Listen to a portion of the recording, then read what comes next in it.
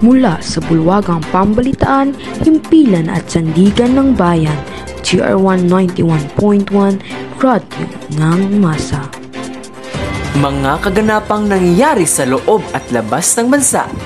Mga isyong tinututukan. Ay nako, ang pangit tingnan ng sahig! Kapag nais niyong makintab na sahig, Diawax, the #1 floor wax. Sa isang iglap, kintab agad. Bili na! Anak, kising na. Oh, ito. Inumin mo muna tong gatas. Sarap, Nay. Ano po ito? Tibay Milk, ang bagong pampalusog sa umaga. Tulong sa panglaki, meron ding iron at vitamin C. Kaya bili na!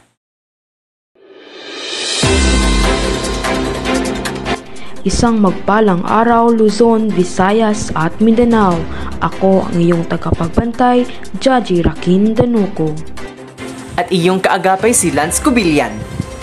At kayo'y nakikinig sa GR1 91.1, Radyo ng Masa. Mga nagbabagang balita, lalaki, huli sa paulit-ulit na paghahalalay, umano sa minor de edad na anak na kinakasama. Para sa detalye, narito si Miss Sandy Graven. Sa kulungan ang bagsak ng isang lalaki matapos niyang paulit-ulit na halayib umano ang minor de edad na anak ng kanyang live-in partner sa Quezon City. Sa ulat ni James Agustin sa unang balita nitong Biyernes, sinabing hindi na natuloy ang pag-a-apply sa trabaho ng suspect nang silbihan ng warrant of arrest ng masambong pulis dahil sa 2 count ng statutory rape. Halos 2 taon na nagtago ang 24 anyos na suspect kung saan nagganap ang krimen noong 2022. Ayon sa pulisya, ang biktima ang 11 anyos na batang babae na anak ng kinakasama ng madakip na lalaki. Based sa statement ng bata, paulit-ulit na ginawa sa kanya yung panghalay nitong suspect.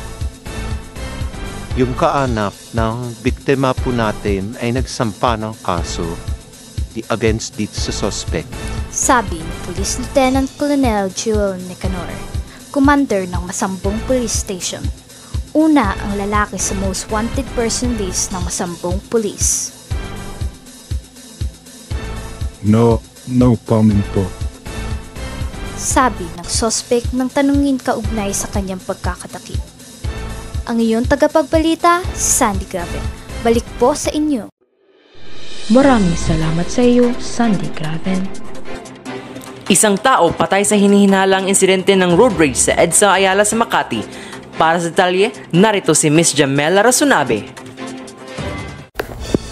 Isang driver ng multipurpose vehicle or MPV ang nasawi matapos barilin ng suspect na sakay ng itim na Mercedes-Benz bago sumapit sa southbound ng EDSA Ayala Tunnel nitong Martes ng hapon.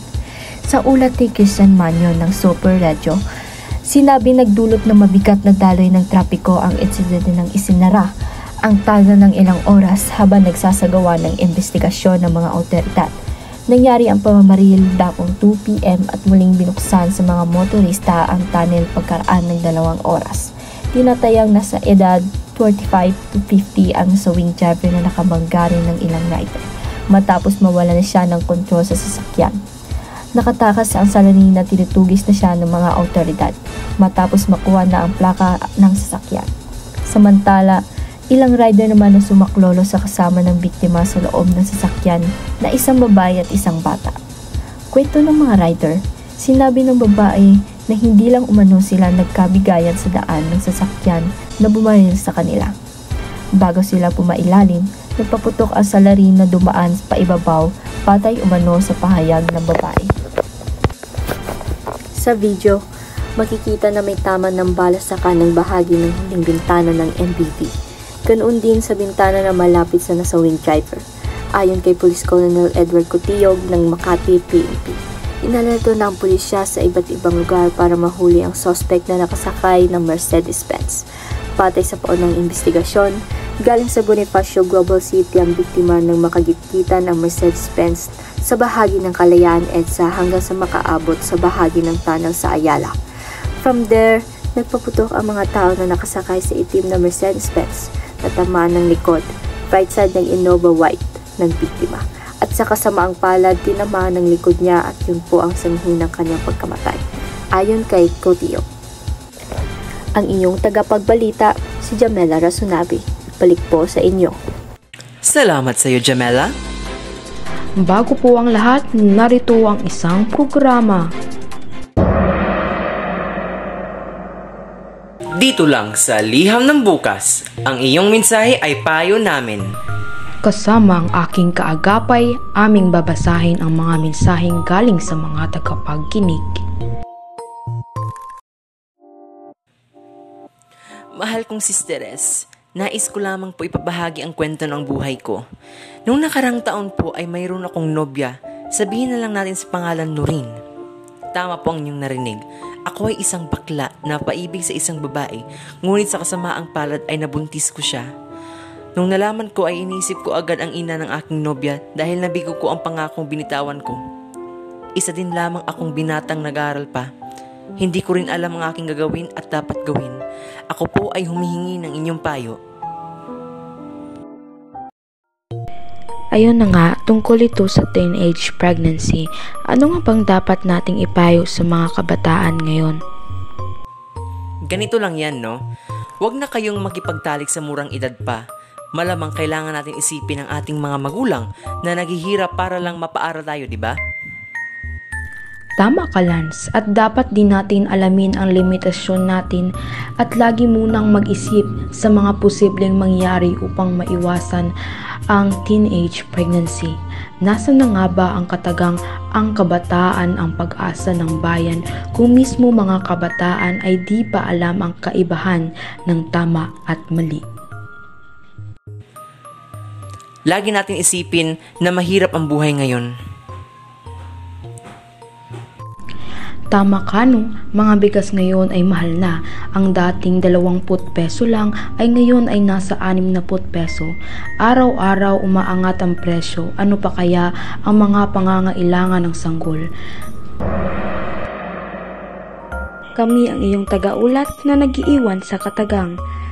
Ang teenage pregnancy ay iwasan para sa mabuting kinabukasan. Kami ay magbabalik pagkatapos ng ilang minutong drama. Ito ang Mira Luna. Lahat tayo ay may pangarap, hindi ba? Merong gustong umangat sa buhay para makilala ng lahat at meron namang gusto matupad ang pangarap para sa pamilya. Sa kwento na ito, makilala niyo ang dalawang magkapatid na iba ang nais sa buhay at nang dahil dito sila ay maghidwaan at magkahiwalay. Ngunit iba ang plano ng tadhana at sa ito sila ay magtagpo muli sa isang panibagong lugar. Ito ang kwento ni Mira at Luna. Mira, gumising ka. Oh, bakit? Tignan mo, yung kaklase ko binila ng papa niya ng iPhone. Oh, ano naman ngayon? Mira, gusto ko rin ng iPhone. Lumang-luma na tong Realme ko eh. Luna, hanggat hindi pa sira yung cellphone mo, magagamit mo pa rin yan. At alam mo naman yung sitwasyon natin ngayon. Mga anak, halina kayo, kain na. Piniritong isda na naman, wala na bang iba dyan? Luna, ito lang kaya natin ngayon. Baka bukas, ibang maluluto ko. Oh, huwag ka na mag-inarte dyan, kainin mo na yan. Luna, gusto mo ng kanin? Ayoko, sawa na ako sa pagkain na to. Ma! Huwag ka nang mag-alala. Ibaon ko na lang yung pagkain niya. Hindi ko talaga alam anong nangyari sa batang yun. Bigla na laging sosyal. Akala mo kung sino. Sa araw na yon, pagkatapos ng almusal, si Mira at Luna ay pumunta sa kanilang paaralan at doon nakita ni Luna ang kanyang kaklase na hawak ang kanyang bagong iPhone. Wow, Desiree, ang ganda ng cellphone mo. Pwede pahawak? Ba't ko naman ipahawak sa'yo ang cellphone ko? Baka madumihan pa. Pahawak lang naman. Tignan mo nga itsura mo. Mukha kang baduy. Umalis ka na nga dito. Hoy, tigilan mo na nga si Luna, Desiree. Whatever. Okay ka lang? Luna! Nang makarating si Luna sa kanilang bahay, siya ay umiyak sa may lamesa dahil sa panunukso sa kanya ni Desiree.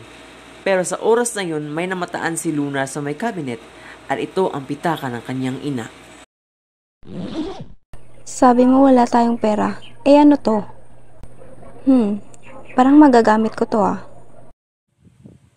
Makalipas ang isang araw, napapansin ng ina ni Mira at Luna na nawawala na ang pera sa kanyang pitaka. Mera, Oh, bakit, Nay? anak, nakita mo ba ang pera ko? Hindi po, Ma. Bakit? Nawawala pera ko. Sino kaya kumuha nun? Oh, anong nangyari dito? Mahal, kinuha mo ba pera ko? Hindi, kakauwi ko pa nga lang dito eh. Tawagin ko si Luna, baka alam niya. Luna! Oh, ano na naman? Luna, alam mo ba kung saan yung pera ni Nanay? Para kasi yun sa pambayad ng kuryente at pambili natin ng pagkain. Wala akong alam dyan. Naku, sino ka kumuha nun? Sa gitna ng pag-alala ng ina ni Mira at Luna, nilabas ni Luna ang isang cellphone at napansin to ni Mira. Teka lang, saan galing yan? Ang alin? Yan, yung cellphone na yan. Ito? Sa kaibigan ko to. Hindi ako naniniwala sa'yo, Luna. Walang kaibigan na magpapahiram ng ganyang kamahal na cellphone. Luna, kinuha mo ba ang pera ko? Ang kakapal ng mukha nyo. Pagbintangan nyo pa talaga ako. Luna, aminin mo na lang kasi. Oo na, kinuha ko. Masay na kayo? Ba't mo ginawa yun? Pambayad sana natin yun sa kuryente at pambili ng pagkain. Hindi ba pwedeng magpakasaya ako at guminhawa ng konti? Alam mo ba kung gaano kahirap dinanas namin para makuha lang yung ganong kalaking pera? Luna, humingi ka na lang ng patawad sa kanila. Bahala kayo sa buhay nyo. Nung gabing yun, si Luna ay nagbalak ng isang plano. Ayoko na dito. Lalayas na ako. Paalam.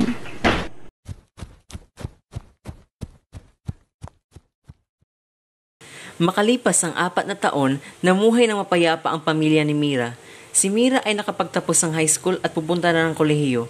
Ngunit ang pagkawala ni Luna ay nakaukit pa rin sa puso niya at ng kanyang mga magulang. Nay, Tay, alis na po ako.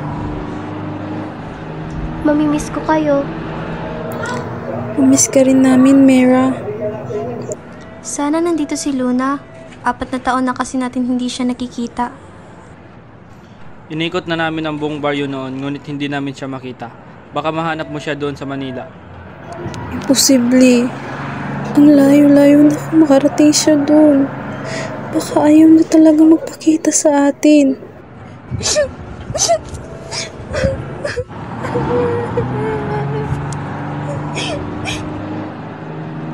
Nay, huwag po kayong iiyak.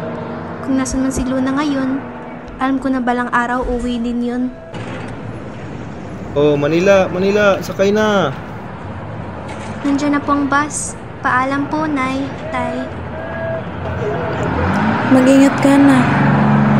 Mahal ka namin. Oh, Iha, saan ang punta? Sa Maynila po, doon na po ako mag-aaral. Mabuti, ipagpatuloy mo yan. Opo.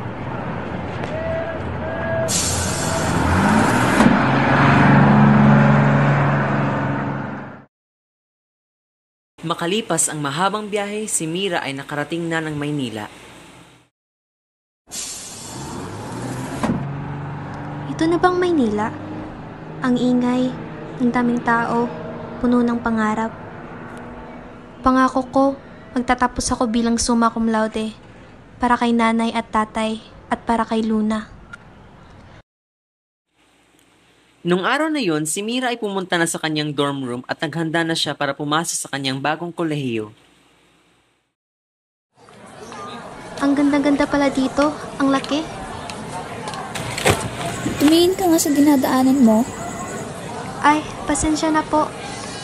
Ah, ikaw yung bagong scholar dito, no? Oo, bakit? Kaya pala, mukhang squatter ka kasi. Uy, Kera, tumigil ka nga. Bahala na kayo dyan. Alis na nga ako. Okay ka lang? Oo, salamat. Ako si Alex. Alex, kakasi ba natin yun? Oo, pero huwag mo na alalahanin yun. Ang sama naman ng ugali niya. Marami talagang ganyan dito, pero hindi siya ang pinakamasama. Meron pang isa, si Isabel. Ay, ang rami pala ng mga bullies dito, no? Parang ganun na nga.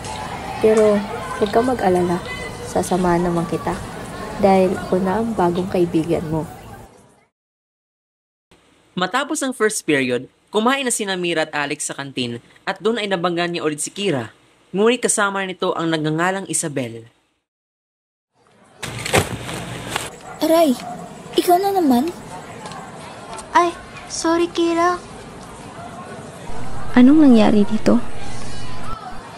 Luna? Anong tinawag mo sa akin? Luna, ako ito, ang kapatid mo, si Mira. Nagbago ng itsura mo, ang puti-puti mo na. Paano ka nakapunta dito? Hindi kita kilala at wala akong kapatid na barrio girl. Halika na nga, Kara.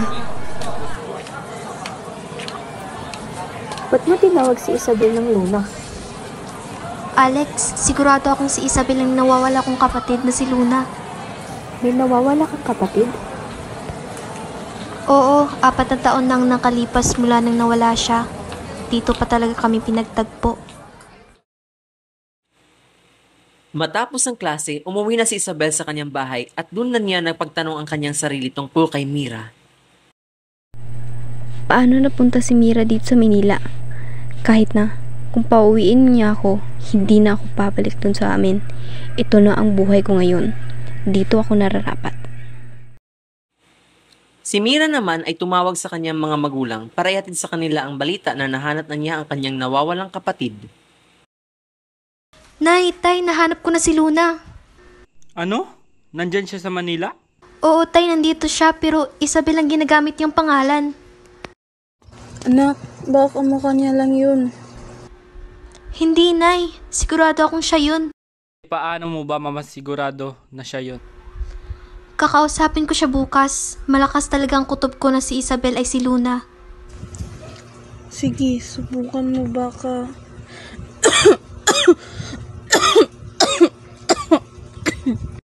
Nay, okay lang ba kayo? Wala to, anak. Kunting ubo lang. Baka may kailangan po kayo dito na pwede ko ipadala dyan. Huwag mo muna kaming aalahanin, Mira. Ang isipin mo muna ang pag-aaral mo. Sige po, tay. Tawag lang po kayo kung may kailangan kayo. Oo, anak. Noong sumunod na araw, nagpasya ulit si Mira na kausapin si Isabel. Isabel! Oh, ano na naman ang kailangan mo? Kailangan kitang makausap. Ano yun? Doon tayo mag-usap. Oh, nandito na tayo. Anong gusto mong pag-usapan natin? Aminin mo na sa akin. Wala akong aaminin sa'yo. Alam ko ikaw yan, Luna. Hindi ko alam kung ano nangyari sa'yo nung umalis ka sa bahay natin. Pero alam ko ikaw yan. Sabi nang hindi ako si Luna. Ba't ang kulit-kulit mo? Kung nandito man yung sinasabi mong si Luna, baka umalis siya dahil wala kang kwenta. Ang Luna na nakilala ko ay makulit pero hindi masungit. Kaya, alam ko ikaw na yan, Luna. Umamin ka na. Oo na. Oo na, Mira. Ako si Luna. Masaya ka na? Nahanap mo na ang walang kwenta mong kapatid. Alam ko na sasagot ka rin. Kasi pag tinatanong ka ng galit, sumasagot ka. Kung gusto mo akong pauwiin dun sa atin, hindi na yun mangyayari. Dahil masaya na ako ngayon sa buhay ko. Kaya kung ako sa'yo, kakalimutan mo na ako bilang kapatid mo.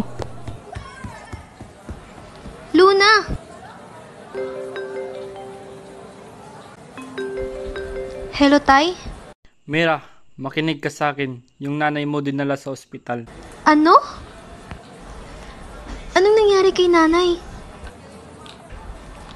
Nahimatay siya kanina nung nanghuhugas siya ng pinggan. O sige, saan kayo ng ospital? Pupunta ako dyan.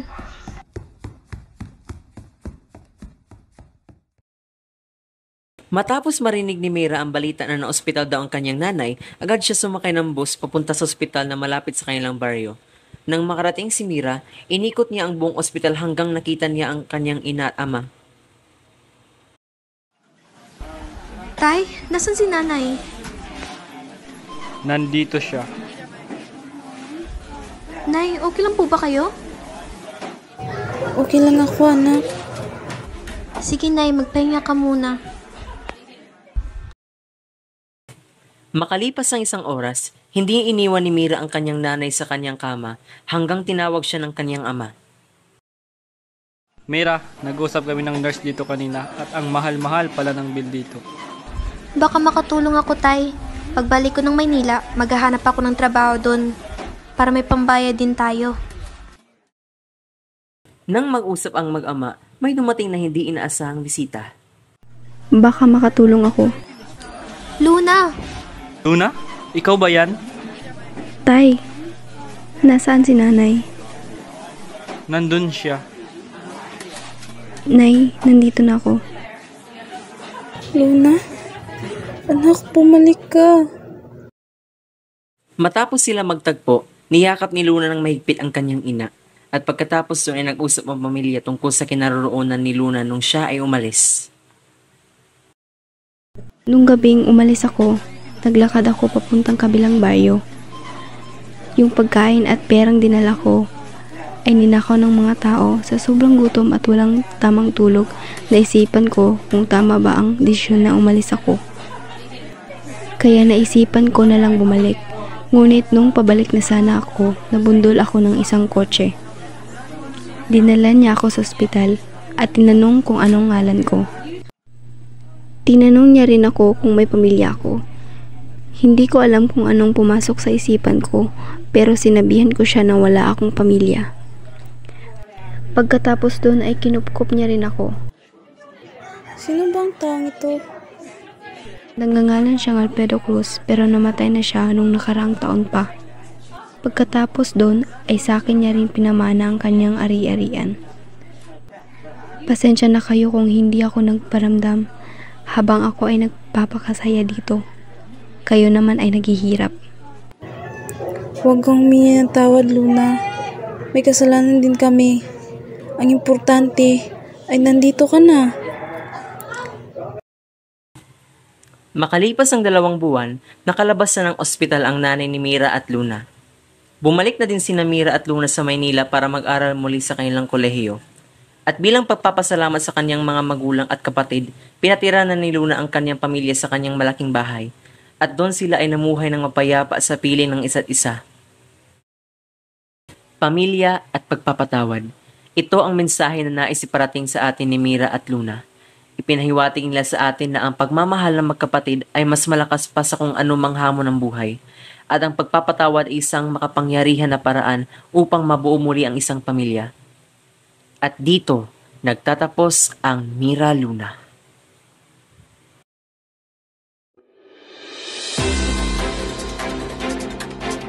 Mga naman kahit kaano man kalaking away na magkakapatid ay magkakasundo pa rin naman, di ba? Yan ay sobrang totoo kasi bawat hidwaan ay may katapusan rin. Hanggang sa muli mga tagapakinig, ako ang iyong tagabantay, Judge Rakin Danoco. At iyong kaagapay si Lance Cubillan. Dito lang sa GR1 91.1 Radyo ng Masa.